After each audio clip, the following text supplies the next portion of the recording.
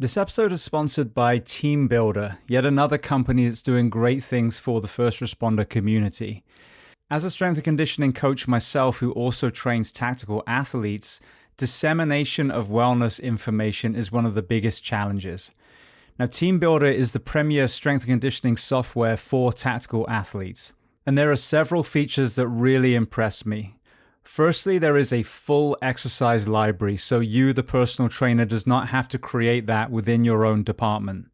Secondly, you can send out programming, but also individualize, which I love. So you blanket program for everyone. Now you can tweak based on someone's injury, someone's need to maybe drop some body composition, rather than having to write a program for every single person on their own. Team Builder also allows you to build custom questionnaires to collate health and wellness data. It integrates with wearables. And I think one of the most important things is obviously it tracks. To me, it's imperative that we as a profession start tracking our people from day one and then over the full span of their career, therefore catching potential wellness issues and injuries before they happen. Now, if you want to try Team Builder, they are offering you, the audience of the Behind the Shield podcast, a free 14-day trial to experience all of the features. And if you want to take a deeper dive into Team Builder, listen to episode 1032 with Melissa Mercado, or go to teambuilder.com. And I'll spell that to you because it's not as you'd think, teambuildr.com. Welcome to the Behind the Shield podcast. As always, my name's James Gearing, and this week I have an extremely powerful conversation for you. Brian Sizemore is the founder of the Lucas Foundation and the father of law enforcement officer Lucas Sizemore. Jared Murphey is a special agent in Homeland Security and had worked with Lucas. The tragedy that brought these two men together was Lucas's suicide in 2024. So we discuss a host of topics, from Lucas's childhood through Brian's eyes, his journey into the world of law enforcement, Jared's path into Homeland Security, processing grief, the inception of the Lucas Foundation, the Bring Them Home 1,000-mile relay they'll be doing later this year, and so much more. Now, before we get to this incredible conversation, as I say every week, please just take a moment. Go to whichever app you listen to this on, subscribe to the show, leave feedback, and leave a rating. Every single 5-star rating truly does elevate this podcast, therefore making it easier for others to find. And this is a free library of almost 1,100 episodes now. So all I ask in return is that you help share these incredible men and women's stories so I can get them to every single person on planet Earth who needs to hear them. So that being said, I introduce to you Brian Sizemore and Jared Murphey. Enjoy.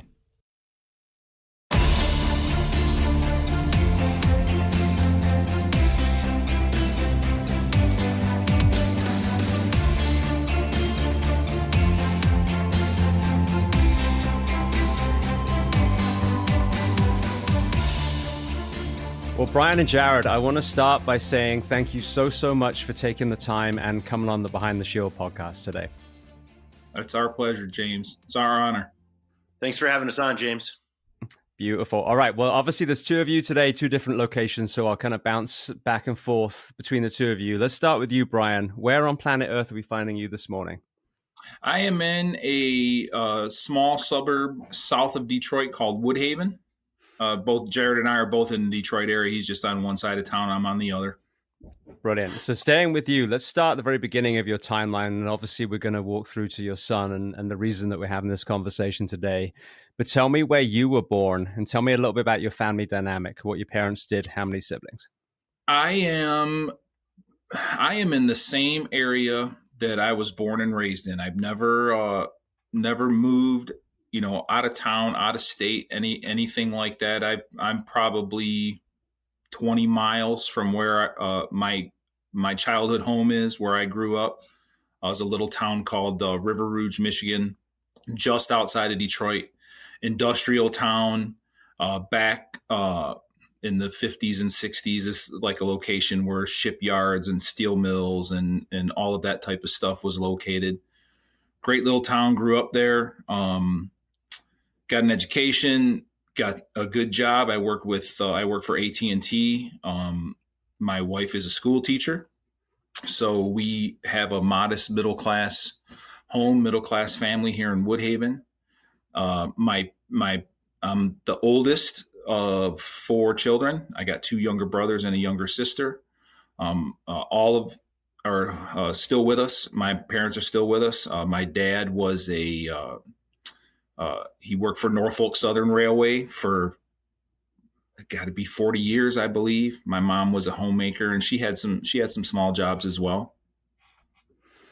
Brilliant. Now, when I think of the Rust Belt and some of the other cities that were absolutely booming with industry, and then those jobs were sent away, mining is another example. That's more often than not is also a kind of hotbed when it comes to this mental health conversation that we're going to have, and the opioid crisis really kind of blew that open. With you having this lineage in the same place, what have you observed, your generation, previous generations, of the impact of that on your local communities? I think now we've been blessed. My wife and I have been blessed to obtain and be able to keep a good job and make a good living and raise a family. But that's not easy. And I firmly believe it takes a lot of luck sometimes.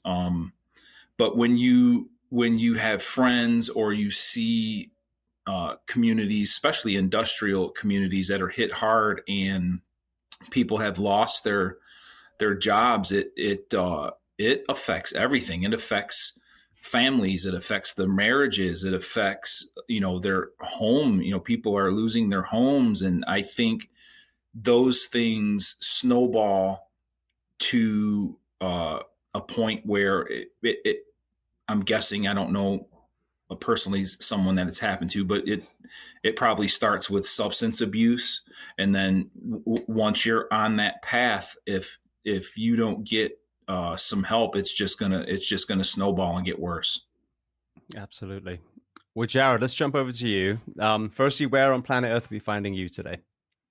Yeah, so I'm also in the Detroit area. I'm a little north of Bryan. I live in a small town just northwest of Detroit called Franklin. Nice community. Brilliant. And beginning of your origin story, where were you born? Tell me a little about your family dynamic, what your parents did, how many siblings? Yeah, so I'm originally from Colorado, born and raised in the Denver area. Lived there until I was 18 and went away to college. I've got one brother. He lives in New York with his family. His daughter actually is the 4th generation University of Colorado student. I think she might be the only one. She follows me and my mom and my grandmother and her mom. So that's a little bit in our family. My mom's a nurse, or was a nurse rather, retired now. My father was a small business owner. I'm a federal agent. I've been doing law enforcement as a career for the last 25 years. Moved around a little bit. I lived in Los Angeles and New York. We lived in Buenos Aires, Argentina. Had the opportunity to see the world. Did a year in school in your part of the world. I lived in Belfast for a year in the late 90s. That's a little snapshot of me. Brilliant. Well, firstly, what took you into the world of law enforcement? When I was a young man in high school and college, this was kind of the time of Waco and Ruby Ridge when federal law enforcement was in the news a lot. And I thought that was exciting. And I don't think that I was ever meant to be a desk job type person. I wanted something with adventure and excitement. And I think it just fit me. And when I was in college, I got an internship with the U.S. Customs Service Office of Investigations. Did a summer internship there, and I knew this is what I was going to do as a career. Fighting crime, fighting bad guys, helping people, serving the country, all those things really spoke to me. What was your experience firsthand in Belfast? Because when I think about the 90s, in my memory, being an Englishman, it was still quite a turbulent time there. Yeah, so great question, James. So I arrived in Belfast about a week after Omagh, which was the last big bombing of the war. and really caused a lot of change. And when I lived there, it was very divided. It still is in many ways. I don't think quite as much. Very policed. The military was still on the street. The RUC was a very aggressive police force for reasons I understand. And it was a very gritty city, in many ways similar to Detroit, but with a very different crime environment. It's interesting now, and this is an apolitical statement. This is just a human statement. I grew up on the mainland, and we were having to check our cars for bombs because I lived on a farm right next to a Ministry of Defense base, and there was bombings on the mainland. Women and children. But when you reverse, engineer the origin of that hatred in the first place, there's the potato famine, and you can go back and back and back. Now you've got a lot of the Irish people standing up for what's going on in Gaza. And, the terrorism was supported even by Hollywood, in the IRA back in the day. And now the very people that were, trying to retake their homeland, now this voice is being mirrored in 2025. So it's interesting watching, the generation I saw struggle when I was younger on both sides. And now you have this, this united voice from those people speaking up for the oppressed. And I'm talking about the innocents, the women and children that are still being oppressed from both sides in that particular region. Yeah, I think it's a characteristic of Irish people to support the underdog. Like that's sort of part of their nature. But it's really not that new to me, James, because when I lived in West Belfast, there's murals over row houses everywhere that would support, anti-apartheid, the Palestinian liberation movement, and different organizations that sought, their own independence and sovereignty. So to me, it doesn't surprise me that Irish people, support the oppressed. Their history is really been colored by oppression. Exactly. I think that's the point, is again, a political statement. If we stop this generational trauma, which is like we were talking about, when you pull industry from parts of America, you create this generational trauma. If you can stop those dominoes from falling, that's how you finally halt this cycle of hurt. And obviously hurt people. So, we understand how we got here. The question is, how do we now draw a line in the sand and say enough is enough? All right, moving on. Let's go back to Brian then. So Brian, as you're progressing now, you're in the logistics side of AT&T. Talk to me about the birth of Lucas, and then let's talk about who he was as a little boy. So he when he was born, and this is kind of an amusing story. My wife, he was born from an emergency C-section. She was far enough along, the doctor had us come to the hospital. Her labor wasn't progressing as fast as the doctor would have liked. So they did a few things, and then all of a sudden, now it was coming fast. And they had monitors on her. They had monitors on Lucas, and his heart rate started to drop. So split-second decision, her doctor decided that baby was coming out. That baby was coming out right now. So they had me get dressed, put on a gown. By the time I put that on and they walked me into the operating room, she was already cut open and he was coming out. It happened that fast. So he comes out, and the story they told me is a newborn loses their body temperature faster if they're born cesarean than if it's a natural birth. So they put them under this thing. I call it a French fry lamp. It reminds me of looking over the counter at McDonald's, because I'm actually standing. I left to go with him. Once that baby is born, they focus on mom. A whole nother team takes care of the baby. I go with him. And I'm standing there with him, sweating at this point because I'm next to this heat lamp that they have him under. They're trying to warm him up. And the nurse says, she tells me, he has to cry. You got to make him cry more because it helps develop his lungs. I didn't know what to do. This is my first child. I'm brand new dad. I didn't know what to do. So she tells me, pull his hair.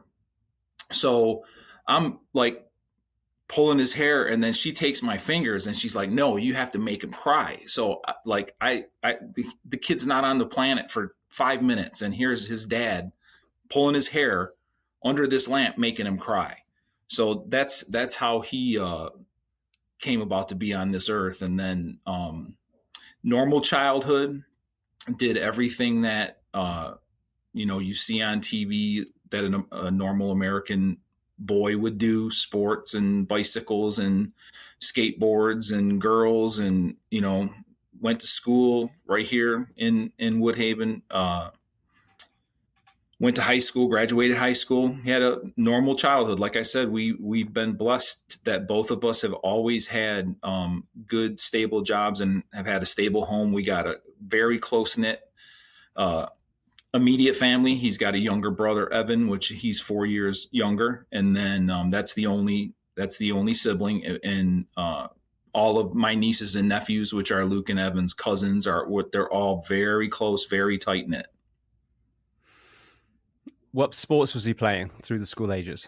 He played. We always were of the mindset to let them try everything, whatever they liked. We never tried to force him into one thing or another. So he started out with trying to learn to ice skate and play hockey, which he didn't take to. He was in martial arts for a little bit. That really didn't stick. And then even if there were things that he didn't like, we were never the type of parents that made them continue to do something. And because I coached for a long time, and I've seen in my opinion, the harm it does to a child when parents are forcing them to do something that they don't want to do, and the child's just miserable. So he played t-ball, he wrestled, and he didn't really take to that either. So he ended up not wrestling. Played football for years. When he got into high school, he took up golf. Was pretty good at it, but got the interest so much he kept. The high school didn't have a golf team, and he pestered that poor athletic director so much that athletic director finally gave in and started a golf team. And that he really did like that. Even after high school, when he was in college and even down in Atlanta, he tried to golf as much as he could. He enjoyed it. What about career aspirations as he's progressing through those school ages? What was he talking to you about wanting to become? Law enforcement didn't come up. He had a slight interest in veterinary medicine. He had talked about that. Nothing specific yet. I think he was trying to be open-minded. We noticed the interest in law enforcement when he was at Eastern Michigan, when he had graduated high school and he had enrolled in Eastern. I don't know if there was a course or something that he took, but that's when his family noticed it. He became interested there. A lot of us in uniform, and I've seen this from over 1,000 interviews now. It's amazing how many people do have struggles from early life, and that is part of the overall equation, especially, God forbid, they end up taking their own life. When you reflect back now, obviously you said there was a healthy, healing home. Were there any other elements of his upbringing, bullying, anything like that you remember that might have contributed to his struggles later? No. He was always a very outgoing kid. Was never like socially awkward or anything. He always was, part of the group. He, didn't have any social problems or anything like that. At least anything that we were aware of, or any of the schools were aware of. The school districts here are are pretty on top of that type of thing. So any child that's getting bullied at school, the parents are going to know about it. And that was never the case with him. And what about in the football or martial arts? Did he ever take any large hits when he was younger? No, nothing abnormal. I mean, football's a contact sport. Hockey's a contact sport. So nothing out of the ordinary. No. So talk to me about the decision to enter law enforcement, and then, what that kind of on-ramp was like for him. So he, like I said, when he was at Eastern, I can't put my finger on one thing that triggered it, that really set him off. I can tell you that when his uncle was with HSI, Homeland Security Investigations, and helped secure him the internship with the downtown Detroit office. And I think that if he was leaning that way, once he started that internship, it was all over. You could, as a parent, you can feel your child's excitement and like wake up wanting to go to work, wake up wanting, telling stories like what they were supposed to do today, what they were going to do tomorrow. You could just feel it. You could hear it in his voice that he enjoyed it. And we knew at some agency, some department, somewhere, that's where he was going to be. He wanted to stay with federal law enforcement at the time. I mean, the administrations changed, rules changed, but at the time, the only federal agency that would hire him with no law enforcement experience, even though he had his degree, he was a graduate of Eastern Michigan at that time, was the Border Patrol. And that, I don't think he was ready for that path yet. So he started looking locally for police departments. There's a lot of law enforcement in my family, one of which was a chief at the time. Would have hired him. All he had to do was say the word and would have gave him a job. But like Jared said, I think Lucas wanted the adventure and the excitement and those type of things that you don't get a lot of that with a small local police department. And Lucas wanted to do the adventurous things, the exciting things. So that led him to start looking at larger metropolitan police departments. I believe he just filled out a questionnaire. I know the Atlanta Police Department is constantly doing like hiring and job fairs and stuff like that. So he probably saw something online and applied. And then a couple of weeks after that, he got a notification to come down for testing and physicals and stuff like that. He passed all of that. And then maybe a week or two after that, they offered him a position and he took it. That's where he ended up. So when he was assigned, kind of what was the kind of area that he was working in? And then also what were the shifts that he was working at that point? So he, I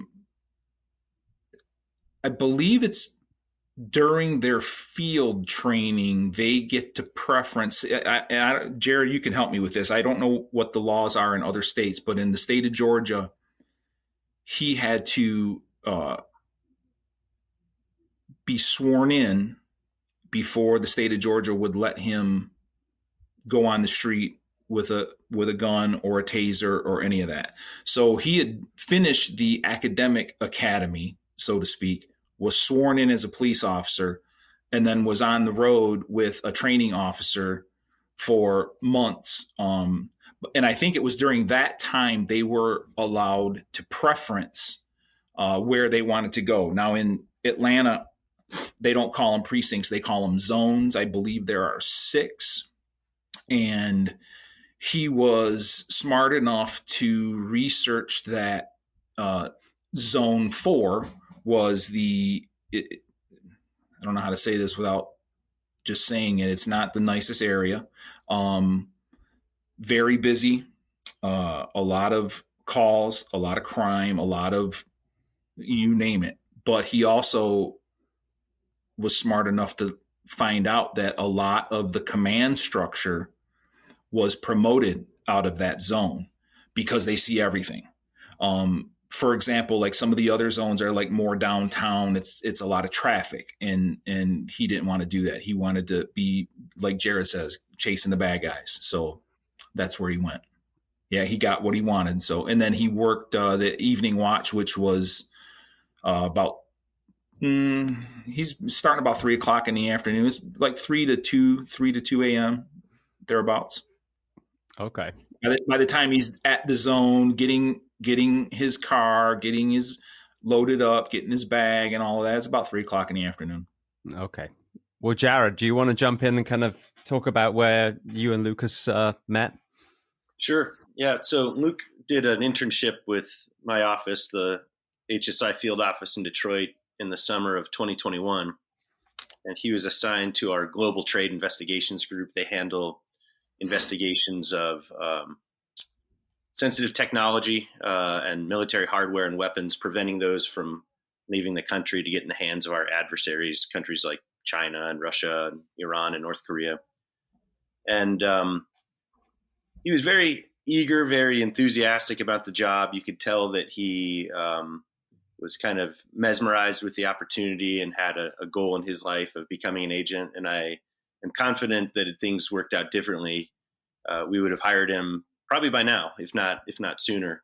And at the time, he actually potentially could have been hired by us. We weren't hiring at the time. There wasn't an announcement. But I think had there been an announcement, he would have been very competitive with his degree. And, when you do an internship, we like the young people. It's a learning opportunity where they get exposed to the job. And, things turned out differently, probably would have been hired on already. Well, Brian, back to you. As he's progressing through this young career, were there any changes in behavior? I don't want to say warning signs because that almost sounds like, oh, we should have known, but changes in behavior when you reflect back now? No, not changes that I would say were leading to his death. I just noticed a young man starting his life and starting his career and struggling probably like all of us did. Like, the Atlanta Police Department has a wonderful benefit for their recruits. They actually the Atlanta Police Foundation built I want to say it's 4-story apartment building. So as they're going through the academy, doing their field training, they have a very low rent apartment offered to them, fully furnished, pretty much just bring your clothes and go get yourself some groceries. He had the foresight to know that once he was done with his field training and got posted, he's going to have to get an apartment. So Atlanta's just like any other big metro city, expensive as heck to live downtown, but you're closer. Or you live 45 minutes outside of town, your rent is cheaper, but you got to deal with the commute, and Atlanta traffic is horrible. So his apartment was in Atlanta proper, but outside a little bit. Nice 1-bedroom with an office apartment. But he was dealing with all of that. Like, he had to figure out, okay, I got to figure out a budget. I got to get myself groceries. I got to pay my rent. Like, he lived at home. I work for AT&T. So his cell phone, his internet, his entertainment, his satellite TV, I took care of all that because I get a discount on it. So he had to grow up like really fast because now he's got all of that stuff on his plate. And I could tell, and this is probably true for a lot of young, not just law enforcement officers, young people entering the workplace. I could tell, the first thing that you scratch out of your budget is the fun stuff or the stuff that you're trying to eat. So he would make comments like, this certain McDonald's give you 99-cent cheeseburgers on Tuesdays. So things like that, like, okay, the kid doesn't have a lot of money for groceries, so he's going to McDonald's to get 99-cent cheeseburgers. I can read between the lines, but nothing nothing upsetting to the point that we ever thought that there was something wrong. And that is one of the things that haunts me, is like, what did I not see? It's been really interesting learning from all these people, yourself, and then, the lived experience stories, the people that survived suicide attempts, the psychologists, psychiatrists, all these layers. And when I think back to how suicide was presented to us collectively when we were younger, it was, well, it's cowardly, it's selfish. How could you think of your family? And then you actually listen to people that have been there, which arguably is probably what we should have done all along. And you realize that through the perfect storm of all the contributing elements, and I'll list them, doesn't mean it's pertinent to Lucas specifically, but so many of them: unaddressed childhood trauma, sleep deprivation is a huge one, organizational stress and betrayal, the side effects of psych meds, alcohol. And then you've got this massive, like I said, perfect storm of lots of factors rather than one. Oh, it was because you had that one call. Yeah, well, we have lots and lots of calls. That's not the only thing. But when you hear the voice of these men and women, their reality is literally distorted. And that voice in their head is telling them, this is more so, I think, more pertinent when it's someone who's actually, got young children and that kind of thing. You are a burden to your family. You are the reason that your family is feeling pain. And if you just remove yourself because you swore to die for strangers, well, surely you can die for your loved ones, and you've got the means of it right on your hip. Now you've got this horrendous, arguably psychosis, because all these factors have literally rewired the brain. And if that person truly believes that, and or there's this element of, I just want this pain to stop as well, it's combined. Now, arguably, it's courageous and selfless, because they, once again, sacrifice their life for someone that they, in this case, love. So what is so sad is now, understanding this 8.5 years later, this needs to be front and center. If you are feeling like a burden, if you hear people say, I'm a piece of shit, or, my kids are scared of me, whatever the thing is, that is something that we really need to be talking about, because if you can pull them back into a healthier mind again, none of these people would actually go through with taking their own life. So with that all being said, were there any elements of that when you reflect back now, a kind of guilt, shame element? No, I do remember he had to adjust to the sleep patterns. When he was done with his field training and he got posted in Zone 4, he was never used to working afternoon or night type shift, and he was tired a lot. So I work crazy shifts like that, and I told him, I said, Luke, you gotta at least what works for me is I have to treat that shift like it's a day shift.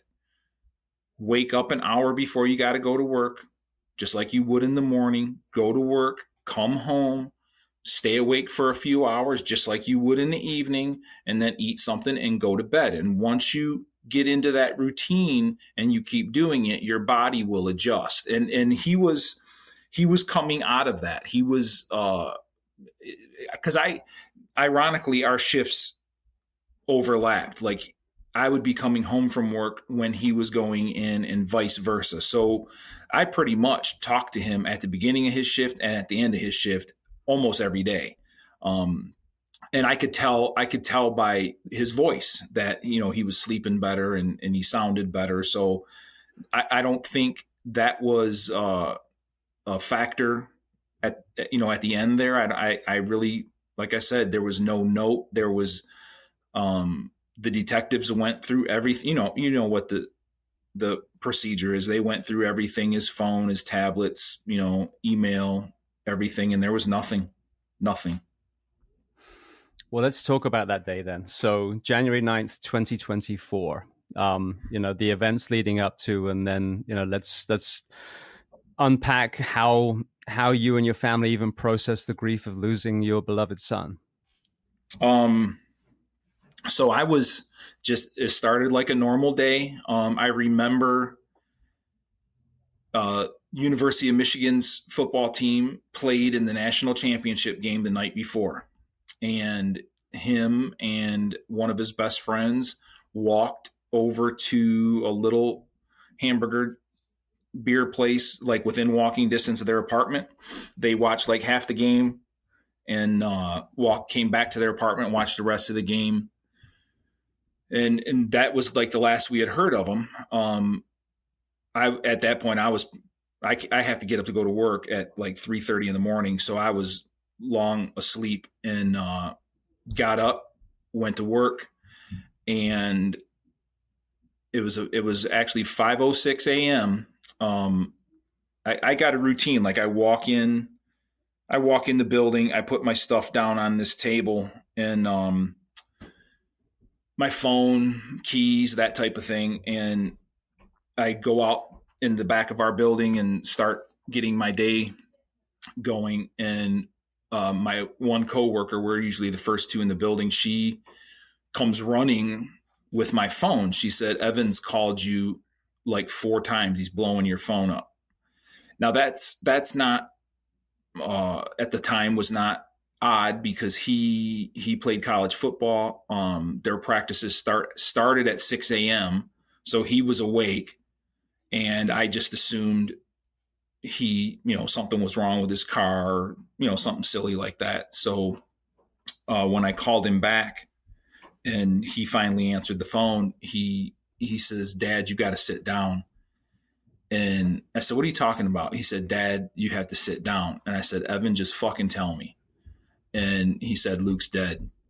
And I say this because I've never asked Evan, but like your brain kind of does what it wants to do. And what I heard come out of his mouth was that he actually accidentally shot himself. So I tried, and I didn't even realize that there was questions as why Evan was calling me and not my wife. Well, we found out that they had tried to call her. I don't believe they tried to call me. I don't believe the police department tried to call me. And they must have had Evan as a contact, so they called him. So somewhere around 4 a.m., 4:15 a.m., he went into his shower and started the shower, got in the shower and put a handgun in his mouth and pulled the trigger, shot himself. So now I call my wife. I looked at my coworker. I said, "I got to go." She could tell something bad had happened. So I called Marie, and she was like incoherent. I couldn't even understand what she was saying. I just told her I'm on my way home right now. So I left, got in my truck. It's about a half hour, 35 minutes away. I called Evan back and told him, because he was still at school, I said, "Drop everything you're doing and get your butt home." Because obviously we needed people at the house. I still didn't know what all was going to happen or any of that. So when I got home, I go through the garage into the house through the entry door, and I'm sure of it that Marie was still standing in the spot she was standing when I talked to her a half hour before. And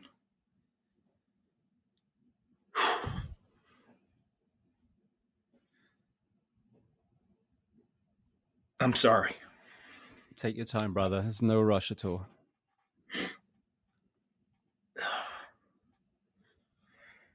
The sound of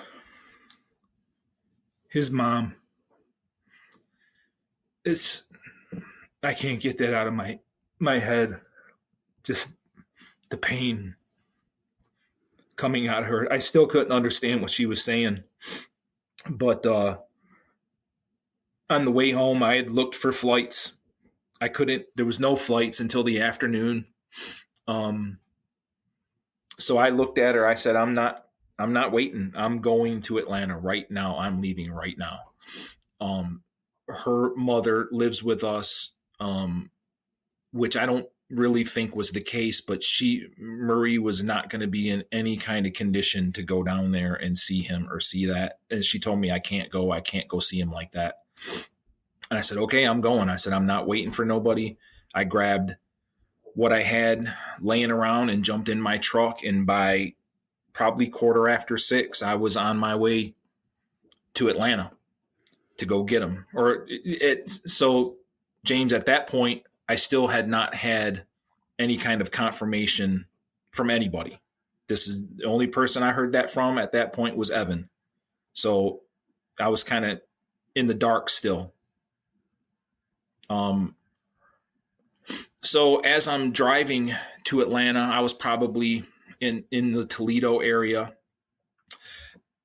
And this is actually a point that I bring up to the recruits at the academy class when I go speak to them, is like, I knew his friends. I knew their names because he talked about them all the time. I didn't have any of their phone numbers.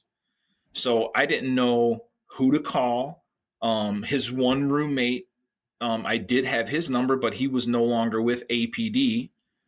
So I had no idea of who to try to get a hold of. And it just struck me to call the desk sergeant. I called the desk sergeant at Zone 4 of Atlanta Police Department, and she answered the phone. I never did get that young lady's name. I'm sure whatever the technology is, my caller ID came up. And she said, Sizemore, we're getting these reports. These reports are coming in. Are you okay? And I said, ma'am, this is Brian Sizemore. I'm Lucas's dad. I said, I'm getting the same reports. I'm in my truck on my way to Atlanta right now. And she said, okay, Mr. Sizemore, Major Clay is on his way to the scene, and he'll call you as soon as he's got some information. And I would say about a half hour after that, it wasn't Major Clay that called me. It was Chief Shearbaum of the Atlanta Police Department called me, and he was the one that confirmed that Lucas was dead. He had just left the scene. He was on his way to Zone 4. He wanted to be there for their roll call that morning because word was starting to get out. I'm sure it was over the radio and that type of stuff. So he wanted to be there to let them all know. And then throughout the day, the chief himself probably called me at least 12 times to make sure I was okay, asked me where I was. I got phone calls from the chaplains.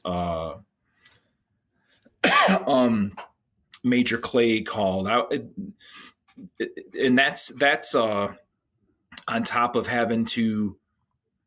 Now I gotta start calling my family, and like Marie knew, Evan knew, but I had to call my mom and dad. I had to call my sister. I had to call his cousins, the aunts and uncles. I had to call all these family members and tell them. I had to call Paul and tell him. And it just sucked. That was hard. The whole day was unbelievably hard. Still is. So talk to me about the next few weeks. I mean, you have this jarring loss from the family point of view first, as far as simply dealing with grief. When you reflect back now, were the things that you guys did well, and what were the things that you would do differently, possibly?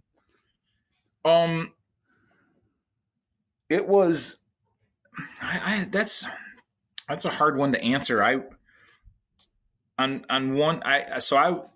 I was in Atlanta for, I want to say it was 4, maybe 5 days. And I'm grateful that his classmates and his friends were able to help me.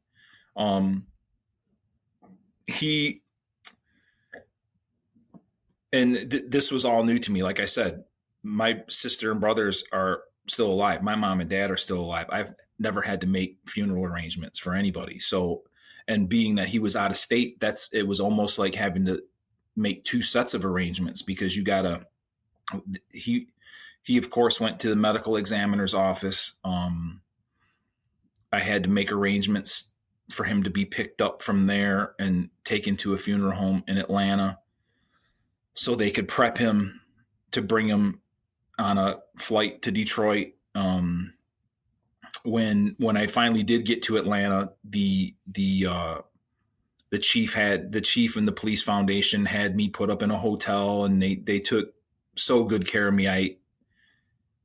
They just alleviated all that extra hassle from me.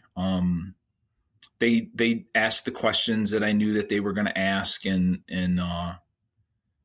reassured me that I would get his badge and his belongings and stuff after they were done with what they had to do. And then I had to go through the process of the next morning. I had to go clean out his apartment. I had to package up his clothes, and that I don't know if it would have been better or worse if I had a family member with me when I walked into that apartment, because I walked in there, I could still smell him. I could smell his cologne. I could smell his deodorant. I could smell what he cooked the night before. And that I kind of lost it a little bit when I walked in there. And then I immediately go into get things done mode and started packaging up his clothes and everything, and filled up my truck and filled up his car. And the next day we got him from the medical examiner and took his remains out to the funeral home where they prepped him. Sometimes it may have helped me to have a family member with me when I was down there, but then on the other hand, I don't know. I mean, I was able to get it done, and for lack of better words, there wasn't anyone in my way or telling me do this or do that. I was pretty much all business. So down there, I don't think I had a whole lot of time to grieve because I was so almost overwhelmed with everything that I had to do just to get him home. Now, luckily, I came home and his flight was going to be a couple days later. So then when I got home, I had to drive back home. I pulled up. You couldn't park on my street. There were so many people here, friends, family. On one hand that helped, but then on the other hand, I was tired and I just wanted to sleep. Marie was just, it's painful to me to see her pain. And Evan has really struggled too. His only brother is gone. And again, I haven't had to deal with this kind of grief. So I don't know if we're doing it right or not. I can only tell you how we're doing it. Every day something will trigger me to get emotional. And sometimes it's silly things like, a certain song I'll hear, or the smell of some kind of food that he liked, or, something silly like that. But I don't think I'll ever get over it. I want to bring Jared in, but just one more question. You seem to have two kind of paths when this is the reason that we lose someone. Either A, you get these families that, they put it out there, this is what happened, and I think that is the conversation that we need to have.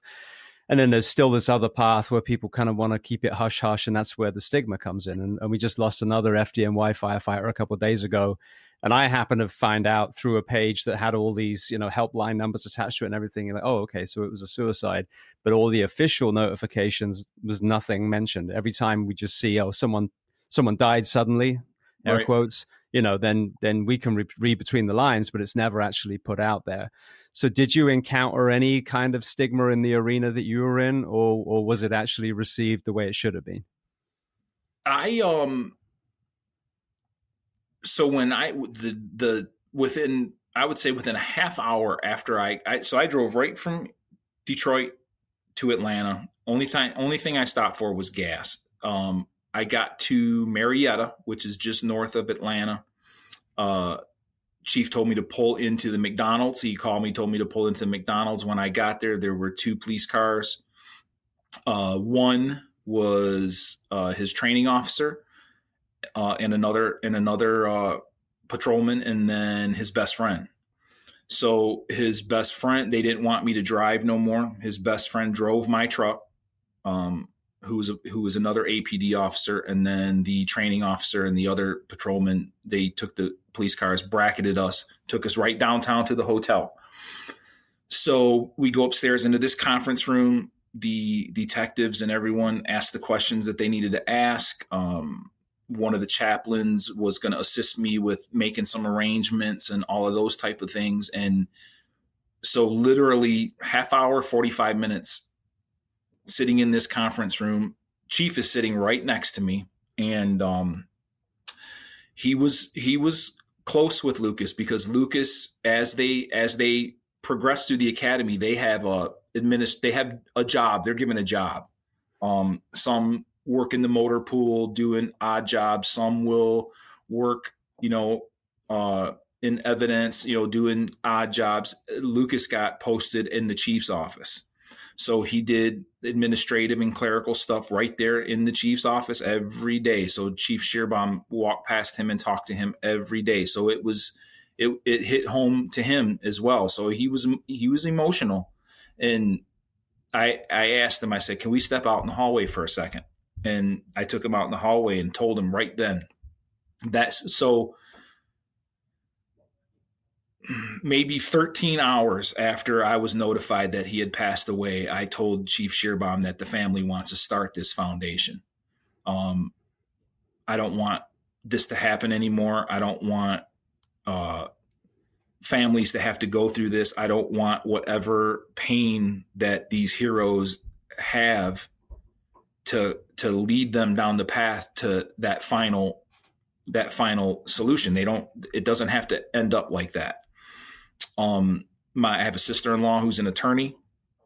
An hour after that, I was in my hotel room, called her and said, hey, get the paperwork ready. I don't know what I want to call it yet. I don't know any of the details, but have the paperwork ready. So when I'm home in 4 days, I can sign that stuff and we can send it to the state of Michigan. And that's how it happened. There was never, for me anyway, there was never, this might sound off color too, I have the type of personality that I don't give a shit what people think. And especially, Marie says that I used to have a very small filter, and now she said I just set it down somewhere and walked away from it because I have no filter. I say it, sometimes it sounds brutal, but I try to be honest. I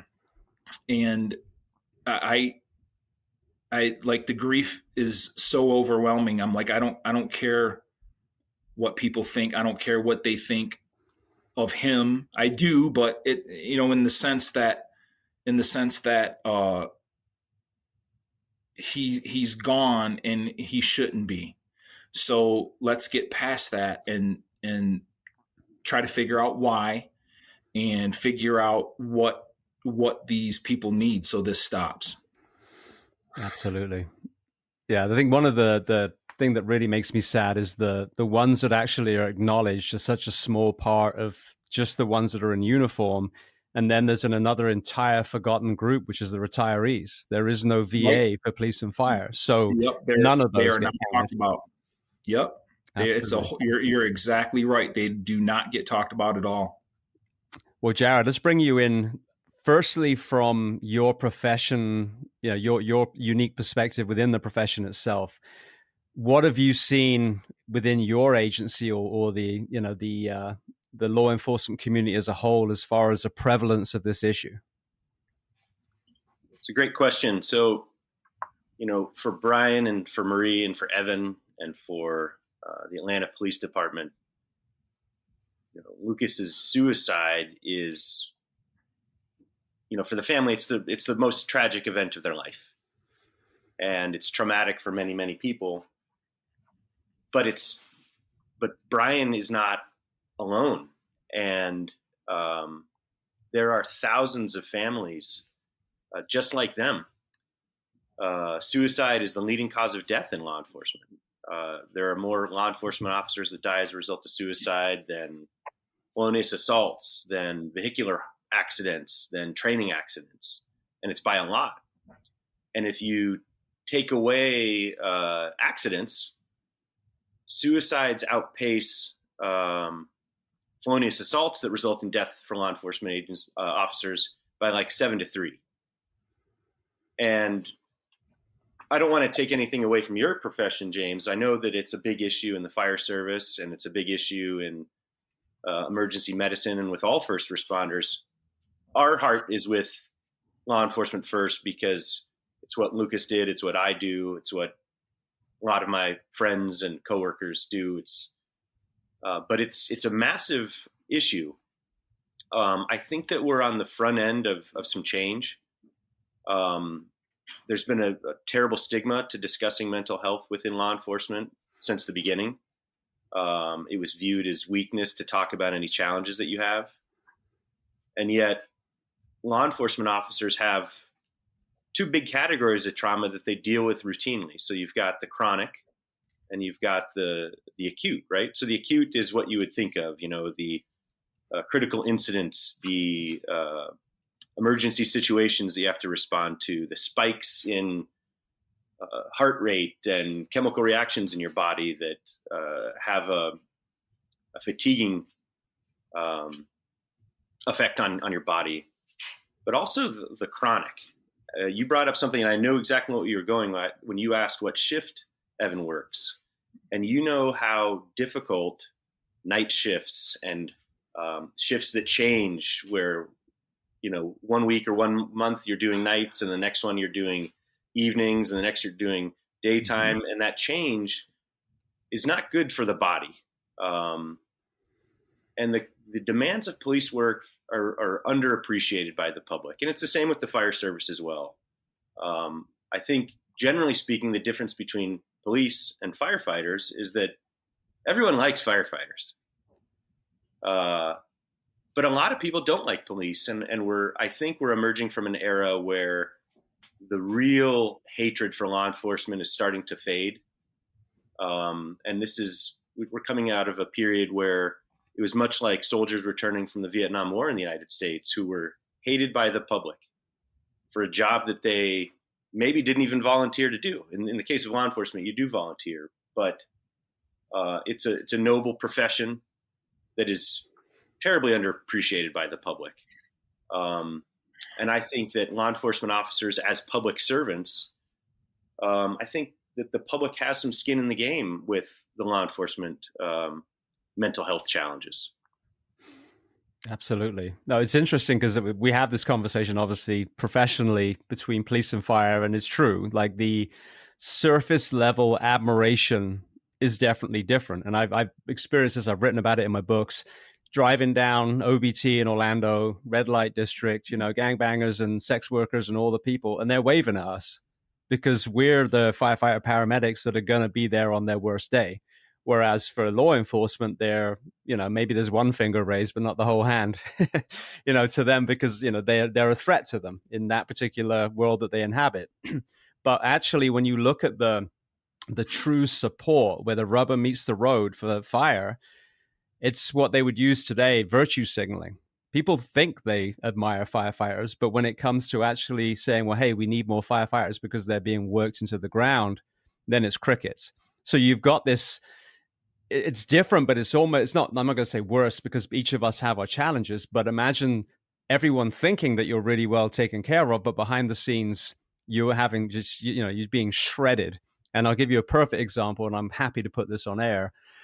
We have a state representative, Danny Alvarez, who just put in a bill that this works for police and fire, and it's a health initiative. And one of the things on the bill was to go to a 42-hour work week for firefighters. Because unbeknownst to most people, because we do a terrible job telling the public what we actually do, a lot of our men and women, in that 24-hour period, they're up pretty much all night running calls. And they work 56 hours a week. And then there's mandatory overtime. And one overtime for us is another 24-hour period. So now it's an 80-hour work week. So Danny's put this in. This is a fight that I've been doing for a long time. The Florida Fire Chiefs Association puts out an email amongst themselves that they agree with this bill, apart from the 42-hour work week. So these chiefs that work 40 hours a week and go home at 5 p.m. every night, Monday to Friday, behind closed doors are saying, we don't think our firefighters should work less than 56.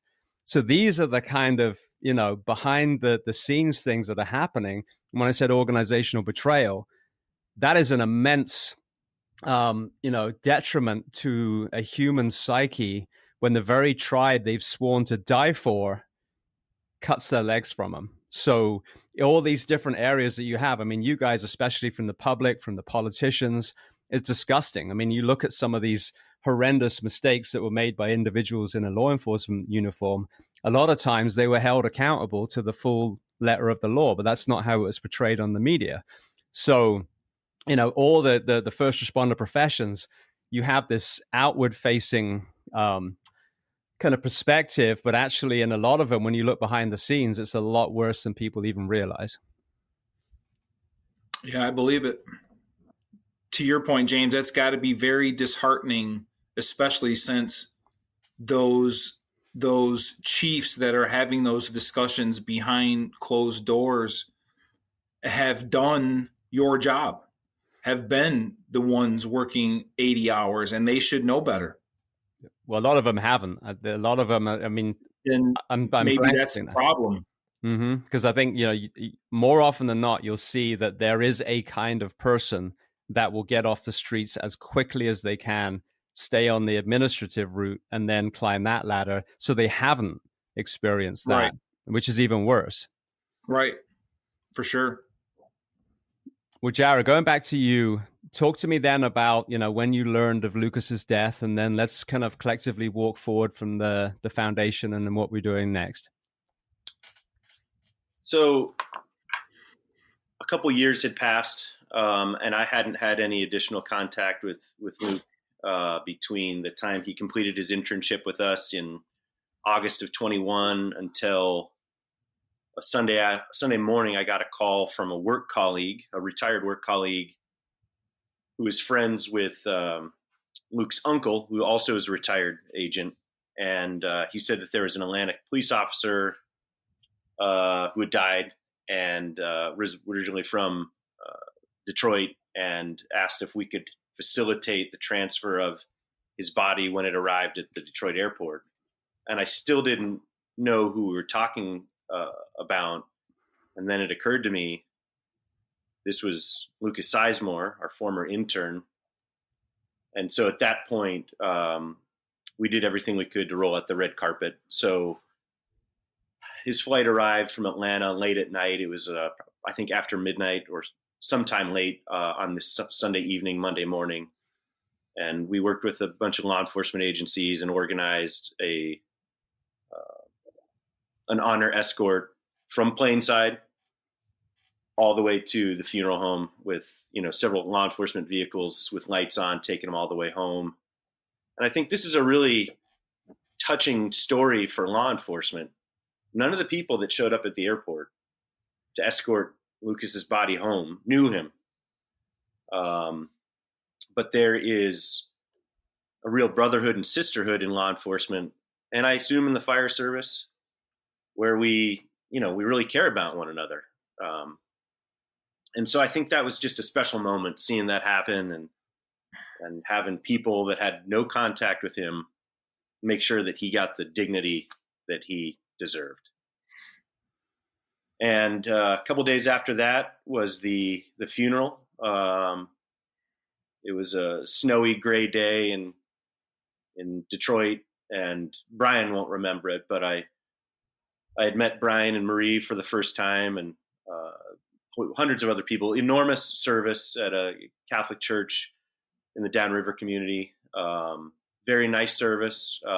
The first several rows at Mass were filled with the officers from Luke's Academy class. Tremendous turnout from Atlanta Police Department. Tremendous turnout local law enforcement here in Detroit and Southeast Michigan. And I didn't re-engage Brian until this past September, where we were both at an event. A friend of ours puts on a 10-kilometer swim in the Detroit River to raise awareness about military mental health and suicide. And so by circumstance, I just ran into Brian and Marie there.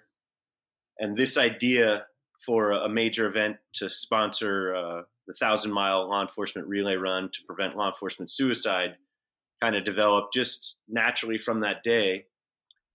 And over the past, what have we been working on this, Brian? 7 months, 8 months, I think. Yep. Just about. There's so many little magical events that have happened where by circumstance we'll just happen to meet the right person to help us with sponsorships, or just all these magical things that fall in place where we're interacting with good people that want to help out with this effort. And it's given Brian and I both a real sense of purpose, of something important to work on. So September 23rd in Atlanta, our 1,000-mile law enforcement relay run is going to begin. And it's going to run 24 hours a day for the next 7 days. It's going through Georgia and Tennessee, Kentucky, Indiana, Ohio, into Michigan, and it's going to finish here in Detroit. It's about 135 legs.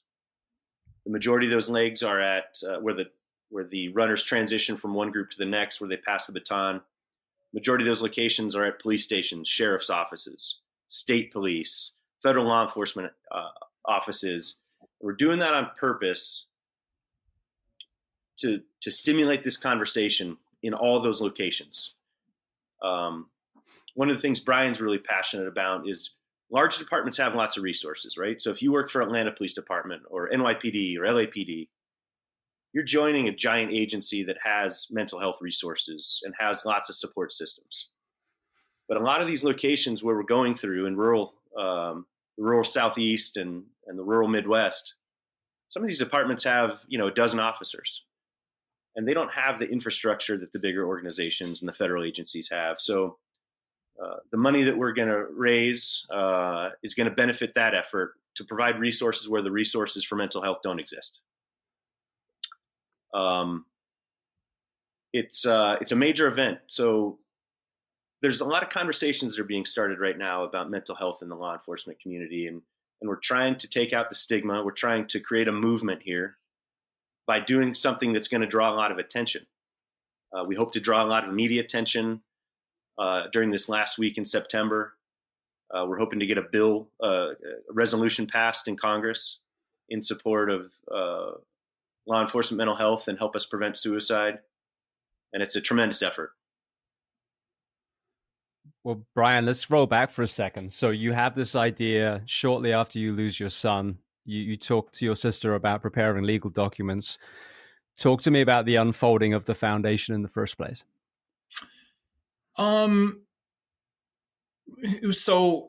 This is new to us. So I think I was just overwhelmed with the yearning to help these heroes. I like Jared said, it's not talked about. When it happens, it's not published. It's not like you said, James, like you just hear or you see that somebody passed away, but it's not posted how or why, or so you kind of got to read between the lines. In my experience, when I was in Atlanta to get him, I found out that it had just happened successfully, and then there was an attempt that obviously it was unsuccessful. So, and since then,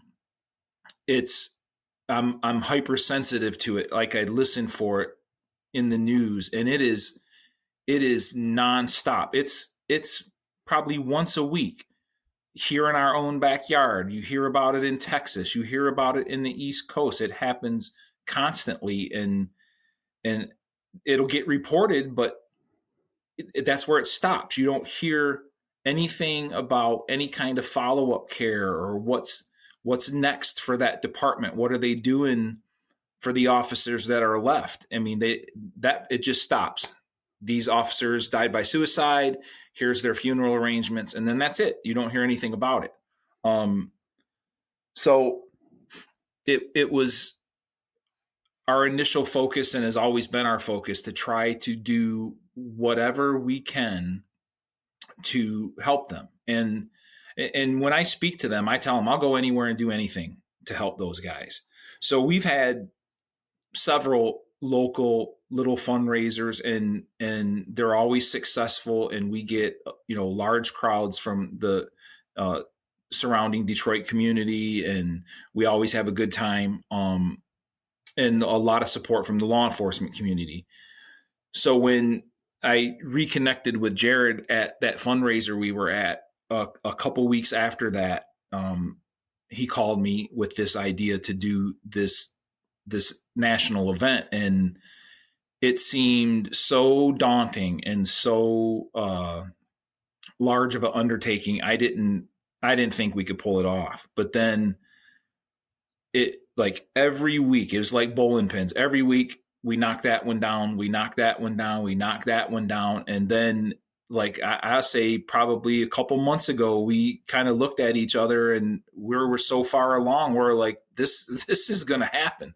So now it's like he said, you get excited by these little things that happen. Like, maybe today we do this, maybe nothing happens tomorrow. Monday, some other little good thing will happen. And then something else will happen on Wednesday. And it's just one thing after another that we can see it now. We can see it. And like he said, my ultimate goal, if someone handed me $1 billion to spend on these heroes, what I would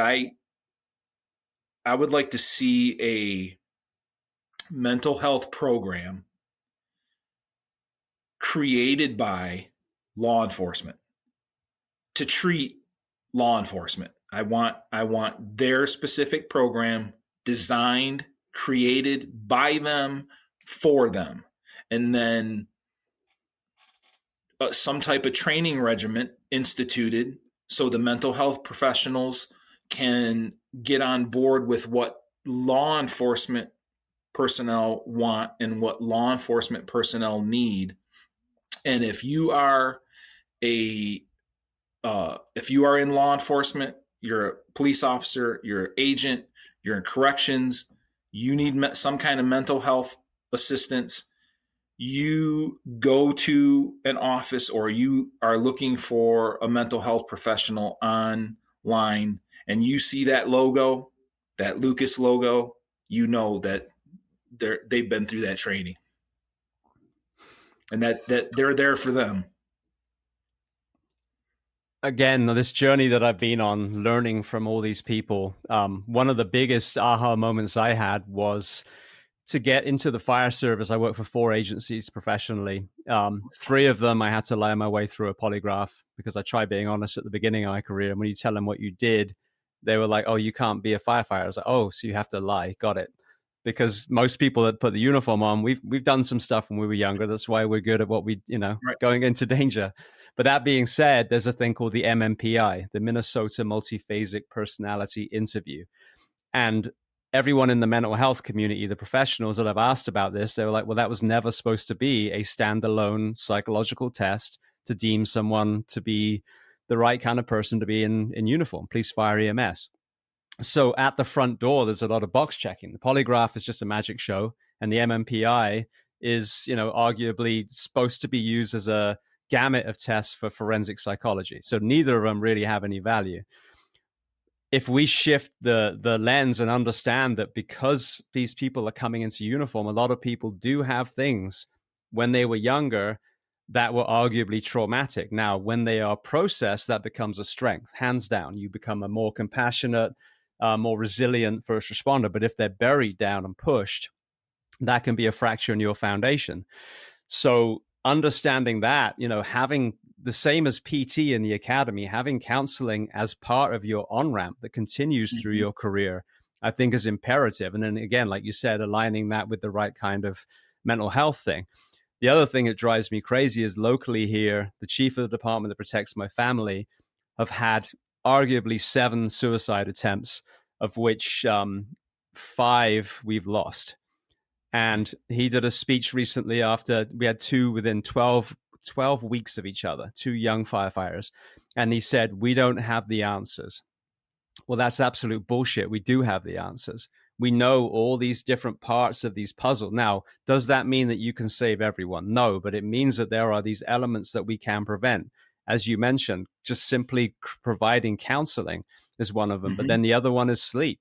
If we're going to ask someone to be awake while everyone else is safely in their beds, we need to give our first responders more rest and recovery between shifts so they can get back to baseline.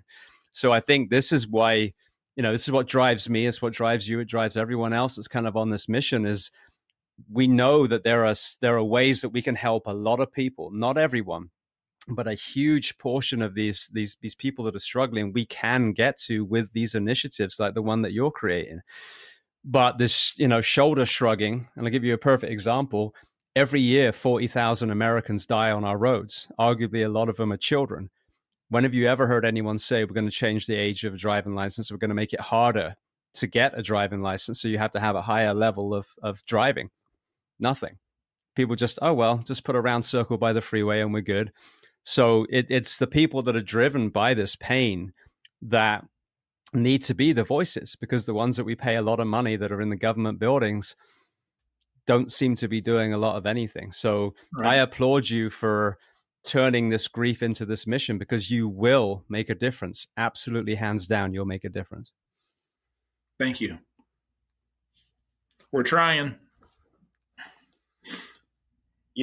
James, one of the reasons we're so grateful to get on your podcast and to talk to your audience is mainly about the issue, right? We want to remove the stigma of discussing struggles about mental health within the law enforcement community, but we also want to advertise this run. We want to get the word out about this, especially to your listeners that are going to be along our route along I-75. We're going to be going through a lot of rural communities in Tennessee and Kentucky and northern Georgia, and we need more runners to join us.